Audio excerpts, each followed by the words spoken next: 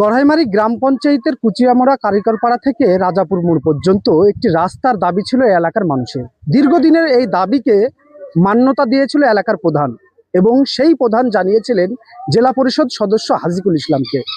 হাজিকুল ইসলাম কথা দিয়েছিলেন এবং অর্থাৎ প্রতিশ্রুতি দিয়েছিলেন এলাকার মানুষকে এই রাস্তা হবে। সামনেই বিধানসভা নির্বাচন, অর্থাৎ দোরগড়াই বিধানসভা নির্বাচন, তার আগেই সমস্ত এলাকার কাজ কিন্তু নিপটাতে চাইছে তৃণমূল, আর তা নিজে চোখেই দেখছেন। আর সেই রাস্তা যে সমস্ত প্রতিশ্রুতি দিয়েছিলেন সেইভাবেই কিন্তু এগিয়ে চলেছে তৃণমূলের জনপ্রতিনিধিরা এলাকার রাস্তা কাজ শুরু করে দিয়েছে, একদম রাস্তা তৈরি করার হিড়িক ফেলে দিয়েছে ডোমকল বিধানসভা এলাকা জুড়ে।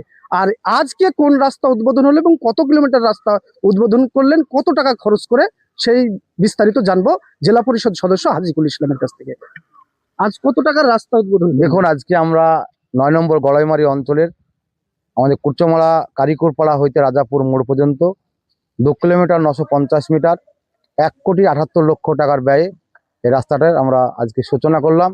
এলাকার মানুষের মুখে আপনারা সকলে দেখতে পাচ্ছেন, বক্তব্য শুনলেন যে এলাকার মানুষ অত্যন্ত খুশি। এই কুচমলা গ্রাম অনেক পিছিয়ে পড়া এলাকা ছিল, এখানে অনেক গন্ডগোল, অনেক কিন্তু এখন এই অঞ্চল খুব শান্ত আছে, মানুষ উন্নয়ন চাইছে। সেই মতো আমরা এলাকার মানুষের ওখানে একটা পঞ্চায়েত আমাদের আছে, সে পঞ্চায়েতে প্রায় 10 থেকে 15 এই অঞ্চলের সমস্ত মানুষই কিন্তু ওইখানে যেতে হয় পঞ্চায়েতে কুচমলা গ্রামে। সেখানে এক হাঁটু কাদা। বিগত দিনে আপনারা জানেন এখানে সিপিএম, শুধু এখানে বিগত দিনে সিপিএম এর সরকার ছিল, এখানে সিপিএম এর এমএলএ ছিল, তারা নির্বাচন আসলে শুধু খুনের রাজনীতি করত। যখনই এখানে পঞ্চায়েত নির্বাচন হতো, গড়াইমারিতে বিধানসভা হতো, লোকসভায় 10টা 8টা করে বডি পড়তো, পার্টিতে জড়া দমকলে লাশ যেত।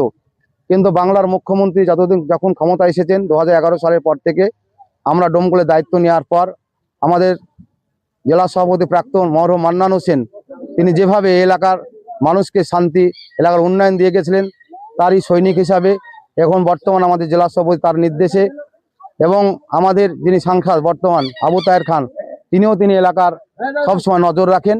আমরা মানুষের খুনের রাজনীতি বন্ধ করে এলাকার আইম্যাক্স লাইট, জল এবং রাস্তা, মানুষ যেটা চাইছে যে এলাকার অনেক মানুষের যে রাস্তাঘাট ভালো হয়, ব্যবসা বাণিজ্য হবে, স্কুলে ছাত্রছাত্রীরা পড়াশোনা করতে স্কুলে যেতে সুবিধা হবে, এলাকা উন্নত হবে, তার জন্য মানুষকে আমরা প্রতিশ্রুতি দিয়েছে আপনারা খুনের রাজনীতি থেকে বেরিয়ে আসুন, এলাকায় শান্তি রাখুন, সকলে আমরা একসঙ্গে মানুষের উন্নয়ন করব, যেন এলাকার মানুষ খুনের রাজনীতি না হয়। এবং আমাদের দমকলের সবচেয়ে আমি ধন্যবাদ জানাই আমাদের দমকলের এসডিপি সাহেব, যিনি আইসি সাহেব আছেন, তিনারও এলাকা সবসময় কড়াভাবে নজর রাখেন যেন এখানে খুনের রাজনীতি না হয়।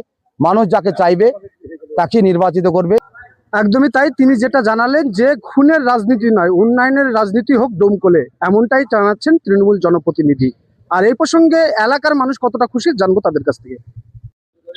রাস্তা, দেশের রাস্তা ভালো, উন্নয়নমূলক কাজ হচ্ছে, এটা তো অবশ্যই ভালো কাজ, কিন্তু এই রাস্তাটা আমাদের ঢালাই না হয়ে পিচ হলে সবথেকে বেটার হতো। কারণ এখানে জনতা প্রচুর পরিমাণে যাতায়াত করে, যানবাহন চলাফেরা করে, এটা আমাদের একান্ত দরকার ছিল পিচ হওয়া, যেহেতু ঢালাই আগে থেকে হয়ে আসে। এবার সেই জায়গায় পিচ হলে আমাদের সুবিধা হয়, এটুকু আমাদের বলার। কি নাম আপনার? মোহাম্মদ আলতাফ হোসেন।